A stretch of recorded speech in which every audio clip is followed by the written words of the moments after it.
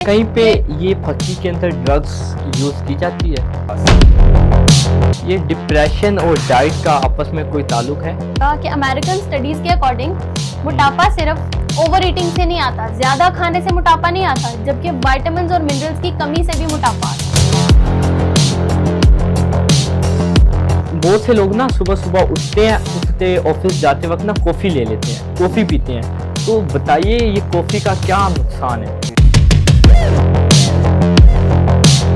3 types of bodies होती हैं, endomorph, mesomorph और एक्टोमॉर्फ। इसमें ये होता है कि कुछ लोग जो एंडोमॉर्फ होते हैं उनके लिए वेट गेन करना मुश्किल होता है। ये जो डाइट प्लान होता है ना, ये सिर्फ अमीरों के लिए होता है। इसमें कितना सच है? ये वाकई अमीरों के लिए या गरीब भी इस्तेमाल कर सकते हैं? चाय बहुत नुकसानदेह है, आपको स्टमक अल्सर कॉज करती है, स्टमक के जितने इशू हैं आपको चाय कॉज करती है। अक्सर आप लोग देखेंगे जो बहुत ज्यादा चाय पीते हैं उनकी तो टीथ पे भी टैनिंग होने लगती है। तो ये मोटापा को कैसे कम किया जा सकता है? AI आ गया है, IT आ गया, लेकिन लोगों ने बीमार होना नहीं छोड़ा। लोग ज्यादातर बीमार ही हो रहे हैं, पहले से ज्यादा बीमारियां आ रही हैं। देखने और सुनने वालों को अस्सलाम वालेकुम। मेरा नाम वासिफ है, आप देख रहे हैं मल्टीवुड डिजिटल पॉडकास्ट। आज के पॉडकास्ट के जो गेस्ट हैं बहुत ही ज्यादा खास हैं।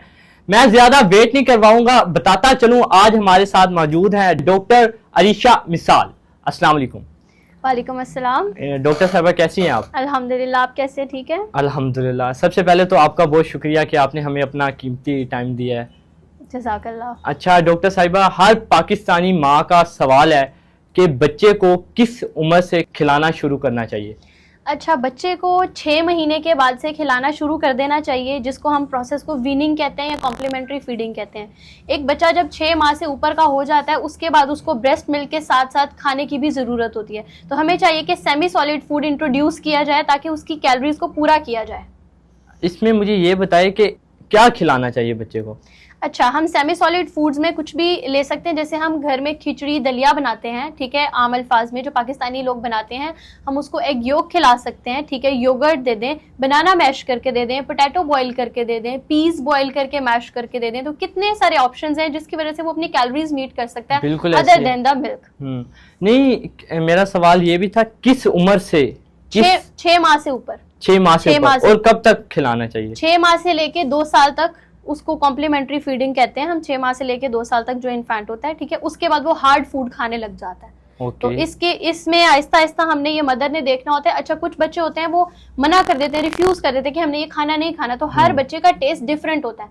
अगर एक बच्चे ने सॉल्ट चीज रिफ्यूज कर दिया या उसको कोई एक फ्लेवर पसंद नहीं आ रहा, तो इसका मतलब ये नहीं कि आपका बच्चा खाता नहीं है। मदर्स कहती है ये कुछ नहीं खाता, आप उसको कुछ और इंट्रोड्यूस तो करवाएं, वो कुछ खाएगा। हर बच्चे का एक फेवरेट फ्लेवर लाजमी होता है। तो हमने उस तक पहुंचना है, जब मदर को वो पता चल जाए ऑप्टिमम पे, तो वो उसको उसके हिसाब से कैलोरीज दे। अच्छा डॉक्टर साहिबा, मुझे ये बताइए कि बहुत से बच्चे ना जिद करते हैं, खाते नहीं हैं, हालांकि वो कहते हैं हमने बस दूध पीना है। तो इसका क्या हल है आपकी नजर में? यही मैंने आपको बताया कि हर बच्चे का फ्लेवर डिफरेंट होता है, उसका टेस्ट डिफरेंट होता है जी। अच्छा, मोस्टली जो हमने देखा है बच्चों को सॉल्टी चीजें पसंद होती हैं, जिनको वीनिंग स्टार्ट करते हैं उनको मीठी चीजें पसंद नहीं होती, ठीक है, मोस्टली ऐसा होता है। बट कुछ ऐसे होते हैं बच्चे जिनको पसंद होती है मीठी चीजें। तो हमने उनकी पसंद को देखना है कि अगर वो एक चीज रिफ्यूज कर रहे हैं तो हम कुछ अल्टरनेटिव उनको बना के दिखाएं, ठीक है। जिस तरह हम लोग बनाते हैं, बल्कि स्टूडेंट्स हमारे बनाते भी हैं कि चिकन भी, हालांकि कहते हैं कि वो छोटे बच्चे हैं उनको नहीं देना चाहिए, लेकिन चिकन और वेजिटेबल्स की प्यूरीज बनाते हैं, ठीक है। तो वो भी उनके लिए हेल्पफुल है क्योंकि हेल्दी भी है और जिसकी वजह से उनका बचपन से ही टेस्ट डेवलप हो जाता है, तो वो उस टाइम से ही वो चीजें खाने लग जाते हैं। पाकिस्तान में हर घर का मसला है मोटापा। तो ये मोटापा को कैसे कम किया जा सकता है? इसके अंदर मैं बताता चलूं, बहुत से लोगों ने ना दवाइयाँ बनाना शुरू कर दी हकीमों ने, और क्या ये वाकई असर करती हैं या नहीं? मैं इन चीज़ों के वैसे खिलाफ हूँ। बात पता है क्या है कि जो अक्सर लोग कहते हैं ना कि हमें पतले होना है, हमें कुछ बता दो। वो कहते हैं बैठे बैठे हमें कोई मैजिकल चीज बता दे या हमें कोई फक्की बना के दे दे और हम बस 1 टेबलस्पून लें और हम पतले होते जाएं। बिल्कुल ऐसा नहीं होता, ठीक है, ऐसा कभी भी नहीं होता। कुछ फक्कियां ऐसी होती हैं। अच्छा, बात पता है क्या होती है, लोगों के ना स्टमक इश्यू होता है, वो जो खाते हैं उनका एब्जॉर्ब नहीं होता। वो उन फक्कियों से उनका स्टमक तो ठीक हो जाता है, जिसकी वजह से एब्जॉर्प्शन होने लग जाती है, उनको असर होने लग जाता है, तो उनको लगता है कि हम पतले हो रहे हैं। जाहिर सी बात है, अब खुद सोचें कि एक बंदा एक चीज खा रहा है, उसके अंदर पड़ी हुई है और इतनी देर तक उसको कॉन्स्टिपेशन है या ऐसा कोई भी इशू, स्टमक के इशू तो पाकिस्तान में मोस्टली लोगों को है, ठीक है। तो इस वजह से क्या होता है कि उसको कॉन्स्टिपेशन रहने लग जाती है, जिसकी वजह से मोटापा आ जाता है। कॉन्स्टिपेशन की वजह से भी मोटापा ठीक है। तो वो क्या होते हैं, उनके स्टमक को ठीक कर देते हैं, उनकी डाइजेशन जल्दी होने लग जाती है, जल्दी एक्सक्रीशन हो जाती है, और वो समझते हैं कि इनकी फक्की से हमारा वेट लॉस हो गया। ऐसा नहीं होता। और कुछ लोग जो मुझे कहते हैं कि हमें यहाँ बैठे बैठे आप बता दें, कोई मैजिक बता दें, हाँ कोई मैजिक दे दे। टिप्स तो वो पूछते ही नहीं है, वो तो कोई मैजिक पूछते हैं कि मैजिक दे दें और हम अभी से फौरन से स्मार्ट हो जाएं। ऐसा नहीं होता। वैसे ऐसा हो भी सकता है, लेकिन वो हेल्दी वे नहीं होता। अच्छा, यहाँ पे एक और बात करती चलूं कि एक्टर्स से इंस्पायर होके जो लोग डाइट करते हैं, वो लोग अपने चैनल पे आके बता देते हैं हमने एग एंड एप्पल डाइट की, हमने एग खा लिया, एप्पल खा लिया, ग्रीन टी, और इससे ही आप डाइट करते जाने। क्या आप पाकिस्तान में रह के रोटी छोड़ सकते हैं? मेरा आप लोगों से एक सवाल नहीं, बिल्कुल नहीं छोड़ सकते। जो डाइट रोटी छोड़ के की जाती है, जब भी आप रोटी खाएंगे दोबारा से आपका वेट गेन हो जाएगा, दोबारा से ग्रेन्स खाएंगे। इसीलिए तो ये जो वेट लॉस करते हैं एक्टर्स को देख के फिर कहते हैं जब हमने छोड़ा वेट लॉस छोड़ा, हमारा फिर से वेट गेन हो गया। मैंने अभी तक जितने वेट लॉस ट्रांसफॉर्मेशन करवाई है, मैं उनसे बाद में भी पूछती हूँ, साल बाद भी पूछती हूँ कि आपका दोबारा वेट गेन हुआ? कहते हैं नहीं, क्योंकि मैंने आज तक अपने डाइट प्लान में कभी रोटी और चावल मना नहीं किए, क्योंकि हम एज अ पाकिस्तानी उनको छोड़ ही नहीं सकते। जी बिल्कुल। मैंने 2 टाइम रोटी देके 1 टाइम चावल देके भी वेट लॉस करवाया। बड़ी बात है। अच्छा, आपने वेट लॉस करने का तरीका तो बता दिया, अब जरा मेरी तरफ देखे वेट गेन कैसे करते हैं, मुझे ये भी बताएं। आपको पता है ये कितना बड़ा मसला है, वेट लॉस से बड़ा मसला है वेट गेन। जी, ये जब मैंने अपना ये करियर स्टार्ट किया था इसमें डाइटेटिक्स में, तो मेरे पास सबसे पहले वेट गेन के लोग आ रहे थे। मैं परेशान हो गई कि मुझे लग रहा था कि पाकिस्तान का आलमी मसला वेट लॉस है, जबकि वेट गेन था। मेरे पास क्लाइंट्स आने स्टार्ट ही वेट गेन के हुए थे कि हमें वेट गेन करना है। अच्छा, वेट गेन में पता है बात क्या होती है कि कुछ लोग वो खाना उनको पसंद नहीं होता। एक पर्सन क्यों नहीं खाता? पहली बात, उसका स्टमक खराब होगा, उसको हजम नहीं होता, उसका खाने को दिल नहीं करता। जिसका स्टमक खराब होता है ना, उसको खाने से अजीब सी स्मेल भी आती है, बिल्कुल ऐसी है, और उसका खाने को दिल नहीं करता। दूसरी चीज क्या होगी कि उसको वो चीज ही पसंद नहीं है, ठीक है, उसका वो टेस्ट ही डेवलप नहीं हुआ उस चीज के लिए। वो कहता है कि मैंने ये खाना ही नहीं। तो जब हम उसकी इन प्रेफरेंसेस को नहीं देखेंगे, फॉर एग्जांपल मेरे पास कोई वेट गेन का पर्सन है, मुझे वेट गेन करना है, मैं उसको 2000 3000 का तो उसको डाइट प्लान बना के दे देती हूँ, ये लो तुमने खाना है। वो तो कहते हैं खाना ही तो मेरा मसला है कि मुझसे खाया नहीं जाता। तो हमारा काम ये, एक डाइटिशियन होने के साथ हमें साइकोलॉजिस्ट भी बनना पड़ता है। हमें देखना पड़ता है कि नेक्स्ट पर्सन का प्रॉब्लम क्या है, रूट कॉज क्या है जिसकी वजह से ये खा नहीं पाता है। और मोस्टली जो रूट कॉज मेरे पास निकलता है कि उनका स्टमक इशू होता है, जिसकी वजह से उनका खाने को दिल नहीं करता। तो बात वही आ जाती है कि जब स्टमक ठीक हो जाता है तो आपका वेट गेन स्टार्ट हो जाता है। मैं कभी भी उसको वेट गेन के पर्सन को स्टार्ट से 2000-3000 कैलोरीज नहीं देती। मैं पहले उसके कम कैलोरीज देके जितना वो खा सकते हैं, मैं कहती हूँ जितना आपसे खाया जाता है उतना खा लो, बाकी छोड़ देना, ठीक है। लेकिन बात ये होती है कि उसमें उसका स्टमक ठीक हो रहा हो, अच्छा, उसके बाद वो खाना शुरू कर देता है। अच्छा, इसमें मुझे ये बताएं कि जो बंदा खाता भी है वो फिर भी मोटा नहीं होता, तो इसका क्या हाल है? इसका भी मैं आपको बताती हूँ कि बल्कि इवन मैंने इस पे अपने चैनल पे एक वीडियो भी बनाई थी टाइप्स ऑफ बॉडीज पे। 3 टाइप्स ऑफ बॉडीज होती हैं, एंडोमॉर्फ, मीजोमॉर्फ और एक्टोमॉर्फ। ओके। इसमें ये होता है कि कुछ लोग जो एंडोमॉर्फ होते हैं उनके लिए वेट गेन करना मुश्किल होता है। वेट गेन करना, उनकी बॉडी बनी ही इस तरह होती है। और कुछ लोग, शायद पाकिस्तानी अवाम तो बोलती है मुझे हवा भी लग जाती है, फीमेल्स कहती है मुझे तो पानी भी लग जाता है। उनकी बॉडी होती है एंडोमॉर्फ, जिनका वेट लॉस करना मुश्किल होता है। ये बॉडी टाइप पे भी डिपेंड करता है। जो मीजोमॉर्फ होते हैं उनको वेट गेन भी आसान होता है और वेट लॉस भी आसान होता है। तो ये जानना भी बहुत जरूरी है एक डाइटिशियन को पहले कि उनकी कौन सी टाइप ऑफ बॉडी है, फिर इनको किस तरह की डाइट करवाएंगे। और कुछ लोग जो एंडोमॉर्फ होते हैं उनको लाइफ टाइम ही प्रिकॉशंस पे रहना पड़ता है, क्योंकि उनकी बॉडी जल्दी वेट गेन कर जाती है। बिल्कुल ऐसी है। अच्छा, इसमें मुझे बताएं कि बहुत सी खवातीन ना शादी के बाद मोटी हो जाती हैं, तो इसमें क्या ये शादी का असर होता है या किचन का? अच्छा, ये मोस्टली मदर्स का ये इशू है कि वो शादी के बाद मोटी हो जाती है, ठीक है। इससे पहले मैं आपको एक सॉलिड प्रूफ देती हूँ इस बात का कि अमेरिकन स्टडीज के अकॉर्डिंग मोटापा सिर्फ ओवर ईटिंग से नहीं आता, ज्यादा खाने से मोटापा नहीं आता, जबकि विटामिन्स और मिनरल्स की कमी से भी मोटापा आता है। ओके। और हम खा रहे हैं सिर्फ बाहर के खाने जिनमें विटामिन्स और मिनरल्स तो है नहीं, सिर्फ कैलोरीज है, एम्प्टी कैलोरीज है, ठीक है। मदर्स क्यों मोटी हो जाती हैं कि वो शादी के बाद अपना ख्याल रखना छोड़ देती हैं। घर में क्या बन रहा है, रोटी बन रही है, खा लिया बस।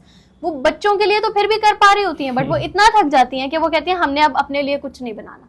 और मुझे नहीं लगता कि जो बंदा डाइट नहीं कर रहा, ठीक है, वो भी डेली सैलेड खाता होगा। हमारी ग्रीन वेजिटेबल्स में इतने विटामिन्स और मिनरल्स है जो हमने छोड़ दिए। तो विटामिन्स और मिनरल्स की डेफिशिएंसी से भी मोटापा आता है। और शायद ये भी एक मिथ है कि सैलेड खाने से वेट लॉस होता है, तो सैलेड खाने से वेट लॉस नहीं होता है। सैलेड आपके विटामिन्स और मिनरल्स को पूरा करता है, जिसकी वजह से आपका वेट लॉस होता है। ओके अच्छा, ये डाइट, शायद आपने डाइट का नाम लिया, पुराने ज़मानों में तो ये डाइट वगैरह नहीं होती थी, अंग्रेज़ों ने आज़ाद कर दिया डाइट, और डाइट करें ये करें, इसमें वाकई असर है भी सही या बस ऐਵੇਂ ही है? अच्छा, पुराने ज़माने में डाइट नहीं थी, पुराने ज़माने में पिज़्ज़ाज नहीं थे, पुराने ज़माने में बर्गर्स नहीं थे जो आपके स्टमक्स को ख़राब कर रहे थे। जैसे मैंने आपको सबसे पहले बताई ये बात कि स्टमक ख़राब होता है, उसको ठीक कर दिया जाता है तो वेट लॉस हो जाता है। इन्हीं सब चीज़ों की वजह से हमारा स्टमक ख़राब हो रहा है। पुराने ज़माने में तो इतनी बीमारियाँ भी नहीं थी। ये हमारी पोल्यूशन, हमारे इन्वायरमेंट की वजह से नई नई बीमारियां आ रही हैं, और ऐसा कल्चर बन गया है कि ये चीजें खानी है, इस तरह की खानी है, ठीक है। तो ट्रांस फैट्स इतने प्रमोट हो रहे हैं जिसकी वजह से कैंसर हो रहा है, ठीक है, सीवीडीज हो रहे हैं। ये जितने समोसे बनाते हैं, मैं सिंपल अल्फाज में कहूँ, समोसे वगैरह बार बार एक ही ऑयल में, एक ऑयल जितनी बार फ्राई होता है ना उसमें उतने ज्यादा ट्रांस फैट्स बनते हैं, जिसकी वजह से कैंसर और सीवीडीज हो रहे हैं। ये डिप्रेशन और डाइट का आपस में कोई ताल्लुक है? जी, बहुत बड़ा ताल्लुक है। अच्छा, क्या? डाइट अच्छी डाइट आपके डिप्रेशन को लूज करेगी, बुरी डाइट आपको डिप्रेस करेगी। वो कैसे कि हम लोग, जैसे मैंने आपको बताया कि जो हम न्यूट्रिएंट रिच चीजें हैं वो हमने खानी छोड़ दी हैं, ठीक है। सबसे पहले जो हमारे ओमेगा 3 फैटी एसिड्स हैं, शायद आपने सुना भी हो, और इसके सप्लीमेंट्स पे मिल रहे हैं, कुछ लोग दे रहे हैं। फिश ऑयल्स में होता है, बट फिश ऑयल हमें पूरा साल अवेलेबल नहीं है। फिश कब तक अवेलेबल होती है? सिर्फ 2-3 मंथ्स होते हैं। तो इसके लिए सप्लीमेंट्स बन रहे हैं, ठीक है, जो लोग ले रहे हैं। तो वो क्यों ले रहे हैं? क्योंकि ओमेगा 3 जो है वो ब्रेन फंक्शन में हेल्प आउट करता है, ठीक है। इसके अलावा जैसे हमारे पास फोलेट हो गया, ठीक है, वो भी ग्रीन वेजिटेबल्स में होता है, वो भी हमारे ब्रेन फंक्शन को इंक्रीज करता है। तो जो इंसान डिप्रेशन या एंजाइटी का शिकार है, हम उनको ऐसे फूड्स देते हैं जिसमें ये न्यूट्रिएंट्स ज्यादा हो, तो डिप्रेशन रिड्यूस हो सकता है। अच्छा डॉक्टर साहिबा बताइएगा, अगर कोई बहुत ही ज्यादा मोटा इंसान है, बहुत ही ज्यादा मोटा है, तो उसको क्या आप ऐसी टिप देती हैं कि वो पतला हो जाए, वो 15 दिनों के अंदर? 15 ऐसा मैंने आपको पहले भी बताया कि ऐसा कोई मैजिक नहीं होता जिसकी वजह से हम 15 दिन में वेट लॉस कर लें। लेकिन कुछ जो मैजिक्स करते हैं, जैसे कीटो डाइट्स वगैरह एक एग्जांपल है, करते हैं, उसकी वजह से क्या होता है, उनकी स्किन में सैगिनेस आ जाती है। आप खुद सोचें कि एकदम से जिसका वेट लॉस होगा उसकी स्किन लटक जाएगी, लॉस हो जाता है, लॉस हो जाता है, ठीक है। लेकिन ये नहीं है कि 15 डेज में वो बिल्कुल अपने आइडियल बॉडी वेट पे आएगा। जोन सी मर्जी डाइट कर ले दुनिया की, बेशक एक्ट्रेस वाली कर ले या हमारी वाली कर ले, कोई भी कर ले, 15 डेज में क्या फर्क है? फर्क है, मैंने आपको पहले बताया कि जिस तरह मैंने आपको बताया कि मैं रोटी नहीं छुड़वाती हूँ, मैं चावल नहीं छुड़वाती हूँ, क्योंकि वो चीजें हम नहीं छोड़ सकते। मेरे पास घर की फीमेल्स आती हैं, ठीक है, जो अपने घर में रहती हैं सारा दिन, तो वो कभी भी ये सब चीजें नहीं एक्सेप्ट करेंगी कि उनको बहुत फैंसी चीजें खाने को दी जाएं डाइट प्लान में, जो बाद में वो नहीं खाती। तो जो घर की चीजें हैं उनसे ही अगर उनके डाइट करके वेट लॉस हो रहा है तो फिर क्या मसला है, और उनकी सैगिनेस भी नहीं हो रही। बात यह है कि आराम से वेट लॉस किया जाए तो सैगिनेस नहीं आती, ठीक है। अच्छा डॉक्टर साहिबा, इसमें काफ़ी सवाल हो रहे हैं, चलते भी रहेंगे, थोड़ा सा ना इंटरेस्ट पैदा कर दूं इस वीडियो के अंदर। आप के कितने दोस्त हैं, यानी फीमेल में, जो आपके बहुत ही करीब हैं, फीमेल दोस्त, कोई सहेली या कोई ऐसा? बहुत ज्यादा क्लोज कोई है नहीं, एक या दो होंगे हैं। बहुत ज्यादा क्लोज एक या दो हैं बस। कितनी क्लोज हैं वो? यानी कि इतना है कि वो आपकी एक कॉल पे आपको पैसे दे सकती हैं? ये मुझे नहीं पता, क्योंकि मैंने मांगे नहीं है कभी किसी तो से। आज मांग के देख लें फिर। ओके, वैसे मुझसे 2 लोगों ने अभी भी मांगे हुए हैं। नहीं, आपने जिनको मैंने बोला कि आके दूंगी, जिस पे आपको यकीन है, सिवाय किसी लड़के को, बस लड़की को कॉल करनी है, और कम से कम हाँ दे देंगे 20-1 लाख। 20 लाख इतने उसके पास भी तो होने चाहिए। नहीं, देखते हैं उसका रिएक्शन क्या आता है। अस्सलाम वालेकुम। वालेकुम अस्सलाम, कैसी हो? ठीक ठाक, तुम सुनाओ? अल्हम्दुलिल्लाह। लाइबा, एक काम है तुमसे, बहुत ज़रूरी, अर्जेंट। फरमाओ। 20 लाख की ज़रूरत है अर्जेंटली, कहीं से मैनेज हो सकते हैं?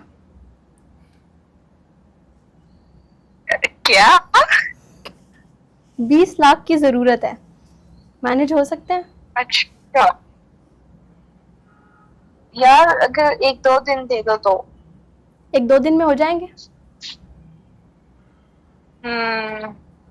असल में ना नैब ने थोड़ा सा केस किया हुआ, उनको लग रहा है ब्लैक मनी है मेरे पास, तो शायद 1-2 दिन में फ्रीज हो जाए, अनफ्रीज हो जाए अकाउंट। ब्लैक मनी का केस तुम पे हो गया? ओके। अच्छा डॉक्टर साहिबा, मुझे बताइए कि आप डॉक्टर की फील्ड में क्यों आई? क्या आपके साथ ऐसा वाकया हुआ कि आपने कहा मैंने अब डॉक्टर ही बनना है? It's an interesting question. First of all कि मैं बचपन से ही डाइट कॉन्शियस थी। ओके। ठीक है, और क्यों डाइट कॉन्शियस थी? क्योंकि मेरी फैमिली डाइट कॉन्शियस थी। मेरे फादर मदर वो बचपन से ही बहुत ज़्यादा डाइट कॉन्शियस हैं और उन्होंने हमें भी इसी तरह रखा है। तो मैंने जब सबसे पहले अपना एडमिशन लेना था तो मैंने जब सबसे पहले ह्यूमन न्यूट्रिशन एंड डाइटेटिक्स ये फील्ड देखी, मैंने ये नहीं देखा कि इसका स्कोप है या नहीं, इसके आगे जॉब है या नहीं। लिटरली मैंने नहीं सोचा। मुझे लगा मैंने यही पढ़ना है, मुझे और कहीं जॉब मिले या ना मिले मुझे खुद पता होगा कि मेरी हेल्थ मैंने कैसे ठीक रखनी है। तो मैंने ये डिग्री अपने लिए की थी। अच्छा। But now I am earning from it. अच्छा, अमल भी कर रही हैं उसके ऊपर जो जी अल्हम्दुलिल्लाह मैं अमल कर रही हूँ। मैंने तकरीबन 2-3 मंथ्स अगो मैंने खुद वेट गेन किया है।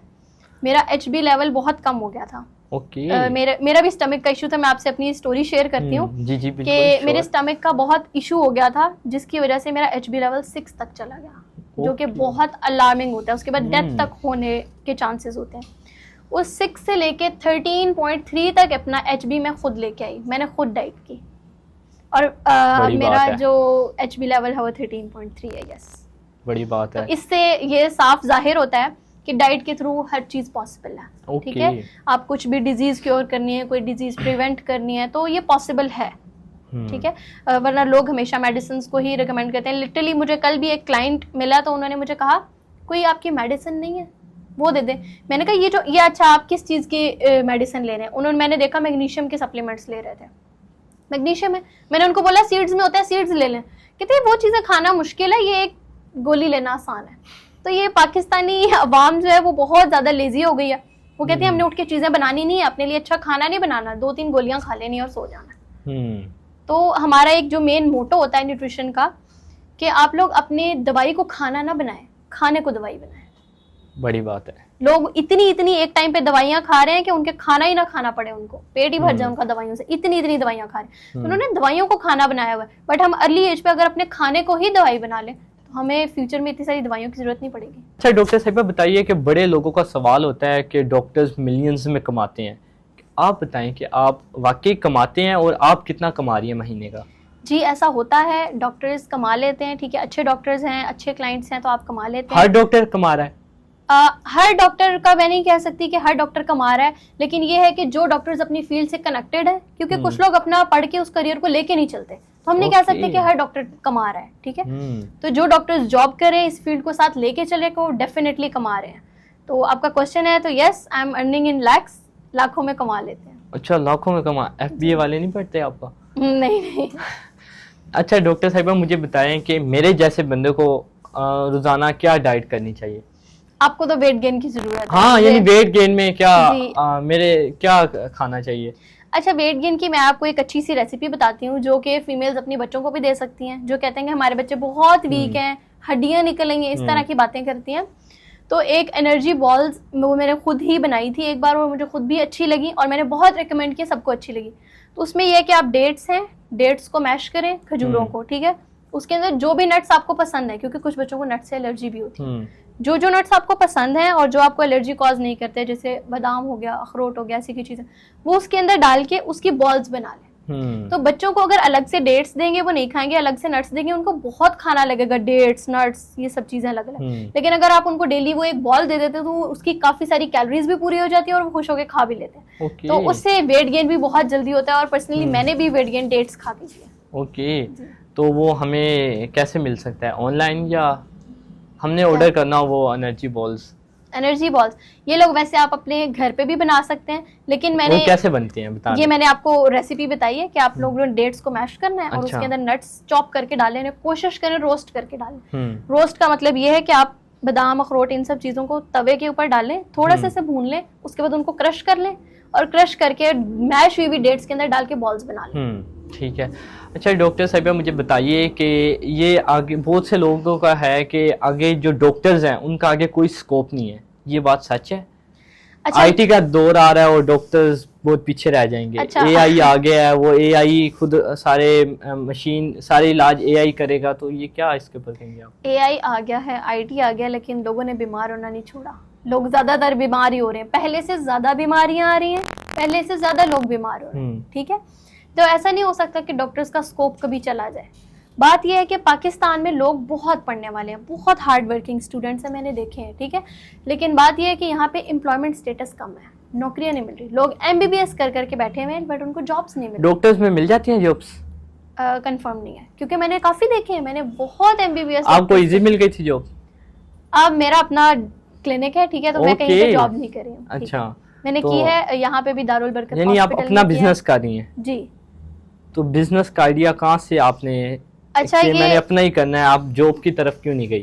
क्लिनिकल न्यूट्रिशन जो है जो मैं अभी कर रही हूँ, इसमें यह था कि मैंने आज जैसे आपको स्टार्ट में बताया कि जब मैंने ये डिग्री चूज़ की थी तो मैंने जॉब के लिए की नहीं थी, मैंने इसलिए की थी कि मुझे अपनी हेल्थ को इम्प्रूव करना है, मुझे लाइफ टाइम ये पता हो कि मैंने कैसे ठीक रहना है, बाकी रहे या ना रहे।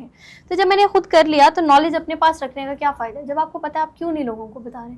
तो मैंने कुछ फ्री सेशंस भी किए हैं ऐसे जगहों पे जाके, रूरल एरियाज़ में जाके, गाँव देहात में जाके, वहाँ पे फीमेल्स थी जिनको कुछ भी नहीं पता था, तो मैंने वहां पे जाके उनको गैदर करके और उनको न्यूट्रिशन एजुकेशन दी है कि आप लोग घर में छोटे छोटे स्टेप्स हैं, ये सब चीजें कर सकते हैं। जैसे मैंने आपको स्टार्ट में बताया कि बच्चों को 6 मंथ से खिलाना चाहिए, उनकी नीड है, उनको नहीं पता फीमेल्स को, वो 1 साल तक सिर्फ मिल्क कंजप्शन ही करवा रही है उनको, ठीक है। तो ऐसे की चीजें काफी सारी की हैं और उसके बाद मुझे लगा कि नहीं, मुझे इस चीज को प्रमोट करना चाहिए। जॉब की मैंने तलाश की ही नहीं क्योंकि मेरा अपना सेटअप चल गया, मैं ऑनलाइन वर्क करने लग गई। इवन जब मैं स्टूडेंट थी मैं तब से कर रही हूँ, तो उसके बाद मैंने सोचा ही नहीं कि मैं कहीं जॉब करूँ। अच्छा डॉक्टर साहिबा, मुझे बताइए कि बहुत से लोगों ने ना मिथ बनाई हुई है कि ये जो डाइट प्लान होता है ना, ये सिर्फ अमीरों के लिए होता है, इसमें कितना सच है? ये वाकई अमीरों के लिए या गरीब भी इस्तेमाल कर सकते हैं? अच्छा, अमीरों के लिए, गरीबों के लिए तो हम बना सकते हैं, हम सब क्लासेस के लिए बना सकते हैं। तो ये मिथ क्यों बनाई हुई है अमीरों वाली? अच्छा, ये ऐसा है कि वो लोग ज़्यादा फॉलो कर लेते हैं, उनके पास इतना टाइम होता है क्योंकि उनके बाकी काम की उनको फिक्र नहीं होती, ठीक है, बीइंग ऑनेस्ट। जो हमारी मिडिल क्लास फैमिली है, उनकी फीमेल्स हैं, वो सुबह से लगती हैं काम करने और उनकी शाम हो जाती है, तो उनको डाइट प्लान फॉलो करने का टाइम नहीं मिलता। अगर एक इंसान को बैठे बैठे खाना मिल जाए तो वो खाना आसान है, तो वो अपने लिए अलग से बना नहीं सकती, ठीक है। तो ऐसा नहीं है कि सिर्फ एलीट क्लास लोग डाइट प्लान करते हैं, मेरे पास ऐसे लोग भी हैं जो शॉपकीपर्स हैं, ठीक है, टीचर्स हैं, HODs हैं, शॉपकीपर्स हैं, हाउसवाइफ्स हैं, इवन बच्चे हैं, अभी वो 17-18 के हैं, वो डाइट प्लान्स ले रहे हैं। तो हर एज ग्रुप के, कुछ हॉस्टल्स के बच्चे हैं, वो कहते हैं हमें हॉस्टल में अच्छा खाना नहीं मिलता, सिर्फ ये ऑप्शंस हैं, हमें बता दें। तो फिर उन्हीं के हिसाब से उनको बता देती हूँ और वो लोग भी डाइट कर रहे हैं। अच्छा, हॉस्टल वालों के लिए क्या डाइट प्लान है? वो अगर अपनी, जो लोग मोटे हैं वो कम होना चाहते हैं हॉस्टल में रहते हुए। अच्छा, हॉस्टल वालों के लिए सबसे बड़ा मसला उनका पता है क्या होता है कि उनको हॉस्टल का खाना अच्छा नहीं लगता, वो बाहर से खाते हैं। मोटापा उनको आता ही सिर्फ इसलिए, जो हॉस्टल चला जाता है वो मोटा हो जाता है और जो वहां से ना खाए वो वीक होके आ जाता है, ठीक है। तो ये है कि वो लोग मोस्टली बाहर से चीजें खा रहे होते हैं और बाहर की चीजें वैसे ही कैलोरी डेंस है, न्यूट्रिएंट डेंस नहीं है। इसमें भी फर्क है, न्यूट्रिएंट डेंस और कैलोरी डेंस, कि न्यूट्रिएंट्स किस में ज्यादा है, कैलोरीज किस में ज्यादा है, ठीक है। तो सिर्फ हमने कैलोरीज नहीं पूरी करनी, हमने न्यूट्रिएंट्स भी पूरे करने हैं, वरना कैलोरीज तो सिर्फ बर्गर और पिज्जा से भी पूरी हो सकती है, ठीक है। तो हॉस्टल के जो स्टूडेंट्स होते हैं वहाँ पे अक्सर दाल पकती है, लोबिया पकता है, सब्जी भी पक ही जाती है, बेशक वो शोरबे वाली क्यों ना हो, चिकन एक दिन पकता है, जी, ठीक है। तो ये सब चीजें वो ले सकते हैं, जहां तक वो कर सकते हैं वो अपनी चीजों को पूरा कर लें। अब दाल है वो भी तो प्रोटीन ही है ना, अगर चिकन प्रोटीन नहीं मिल रहा तो वो दाल ले लें किसी दिन, ठीक है।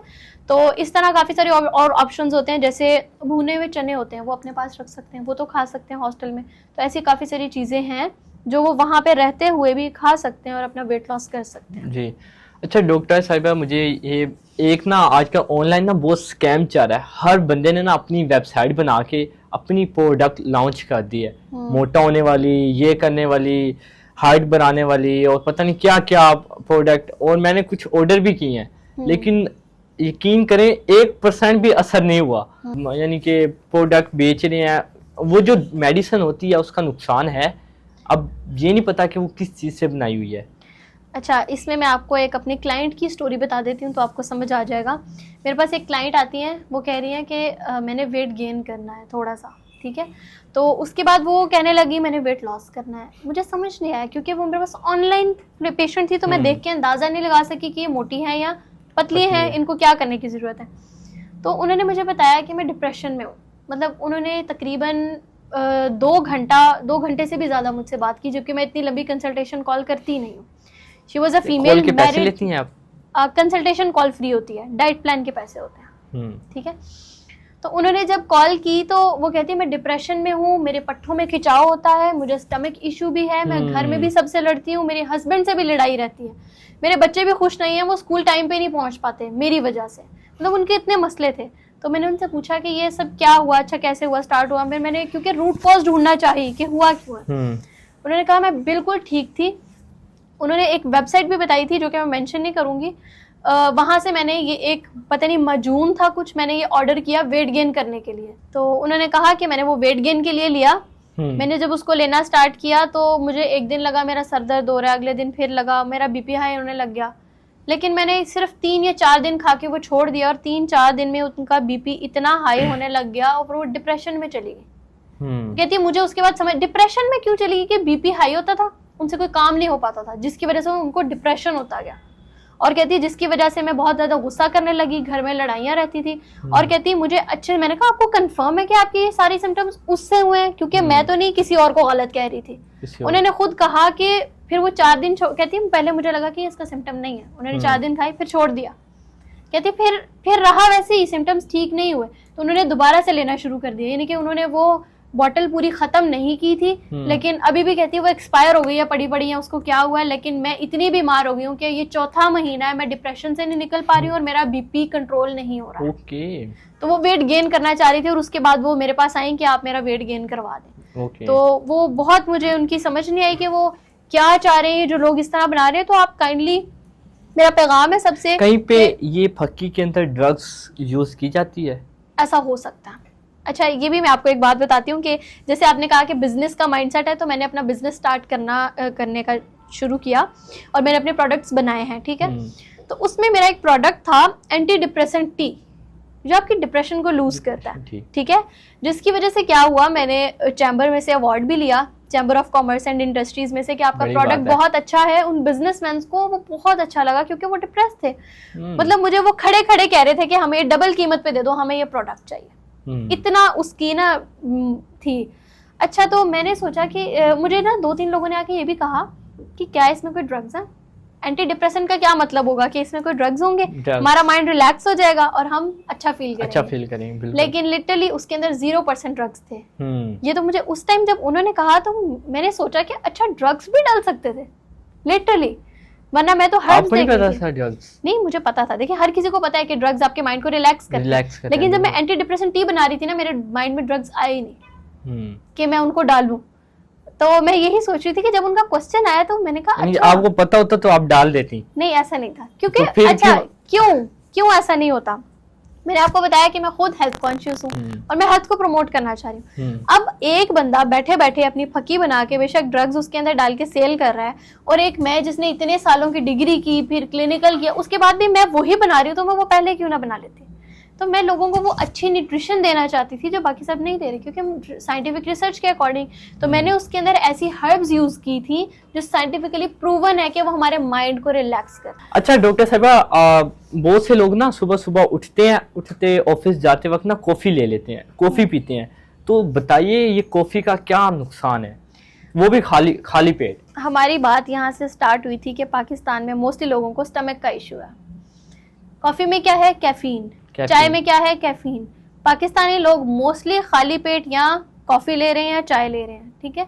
इतना कैफीन का इंटेक, वो भी खाली पेट। जब आप कोई चीज खाली पेट लेते हैं ना तो उसकी बायो अवेलेबिलिटी बढ़ जाती है। इसका मतलब है कि वो जितनी आपने ली उतनी ही अब्जॉर्ब हो जाती है, ठीक है।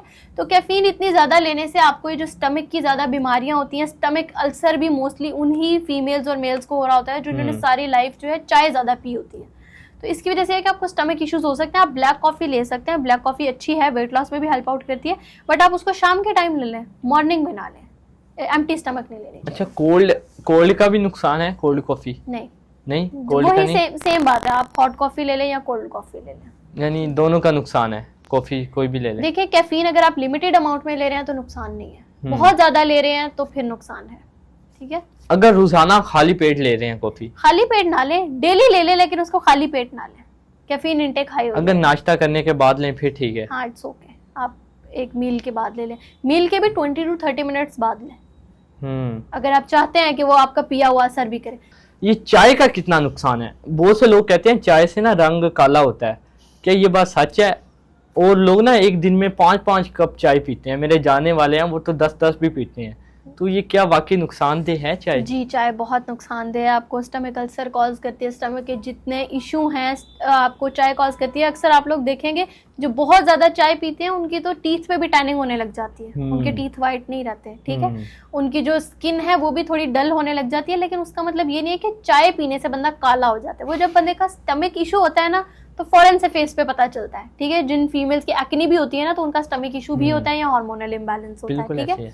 आखिरी क्वेश्चन मैं ये पूछूंगा कि जो भी चीज़ अंग्रेज लॉन्च करते हैं वो कुछ अरसे बाद पाकिस्तान में आ जाती है। आपने देखा होगा आजकल सप्लीमेंट्स यूज़ की जा रही हैं, बहुत से लोग इसके ऊपर वीडियो भी बना रहे हैं कि ये बहुत नुकसानदेह हैं सप्लीमेंट्स। तो आप क्या कहेंगे, ये सप्लीमेंट्स लेनी चाहिए? सप्लीमेंट्स की साइंस मैं आपको बताती हूँ कि अब्रॉड में इसका क्यों इतना फैशन है।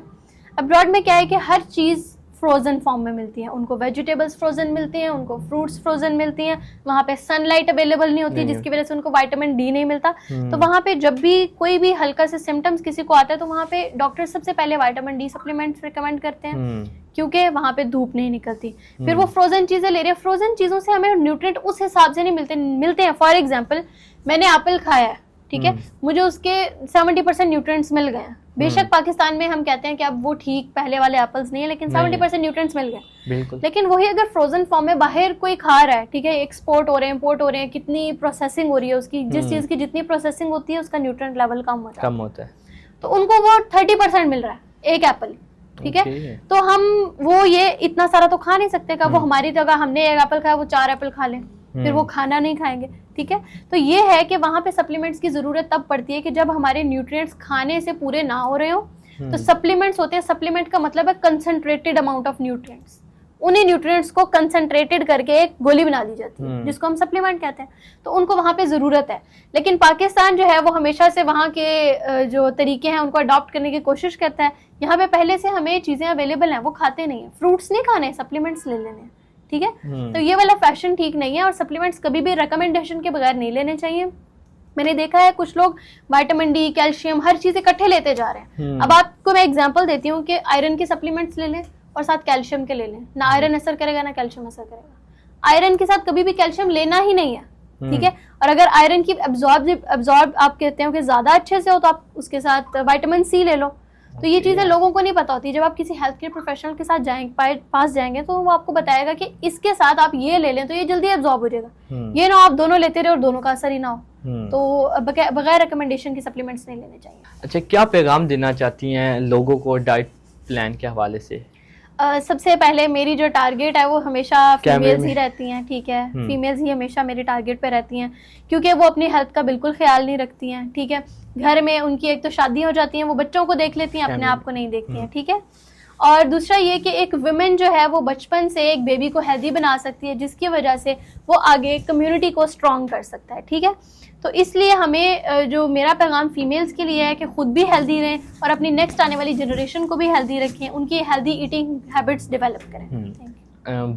बहुत शुक्रिया, आपने अपना कीमती वक्त हमें दिया, बहुत मज़ा आया आपसे बात करके। Thank you. जज़ाकल्लाह।